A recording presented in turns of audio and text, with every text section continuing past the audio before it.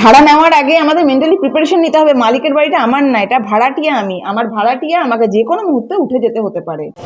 কেমন আছেন সবাই? আশা করি সবাই ভালো আছেন।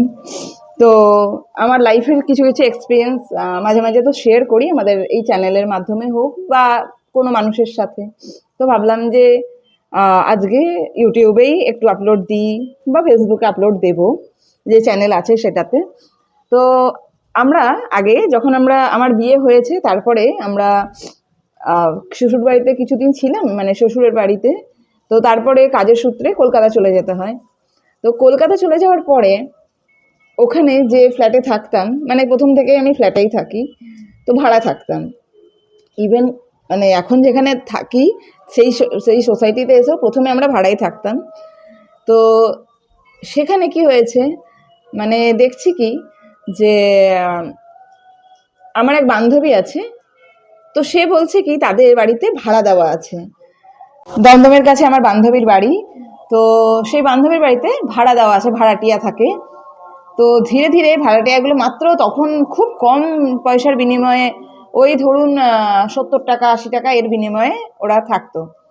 তো ধীরে ধীরে ধীরে ধীরে এই ভাড়াটিয়াগুলোর মানে এমন বাড়িটার প্রতি মায়াই জন্মে গেছে, ধরুন মায়া, তাছাড়া তো কোনো ব্যাপার না, মায়া জন্মে গেছে, আর তারা বাড়িটাকে ছাড়তেই চায় না। ধীরে ধীরে ওরা কি করলো, ওই বাড়িটাতে নিজেদের জোর খাটাতে শুরু করলো, এবং মালিকের সাথে কিভাবে কিভাবে মানে ওই বাড়ির ওরা অধিকার নিয়ে নিল। ওরা এমন চুক্তিতে থাকলো যে ওরা মান্থলি একটা ভাড়া দেবে, কিন্তু ওইখান থেকে তাদেরকে কেউ ওঠাতে পারবে না। তো এইরকম নিয়ম এখনও অনেক জায়গাতে থাকে। যেই বাড়িটাই আমিও, যখন আমি এই কলকাতার দূরের কথা, যখন আমাকে আসানসোলে এলাম, ইভেন আমার যে ফ্ল্যাটটায় আমি থাকতাম, তো ওখানকার ওনার বললেন যে এবার আমি মানে এখানে শিফট করছি রাজস্থান থেকে, তো একটা কাজ করে নেন, আপনাদেরকে 2-3 মাসের সময় দিচ্ছি, যদি পারেন ছেড়ে দেবেন, আমরা শিফট করব। মানে আমার নিজস্ব, মানে আমার এতটা কষ্ট হচ্ছিল, মানে আমাদের মেন্টালি প্রিপারেশন রাখা উচিত যে আমি ভাড়াটিয়া।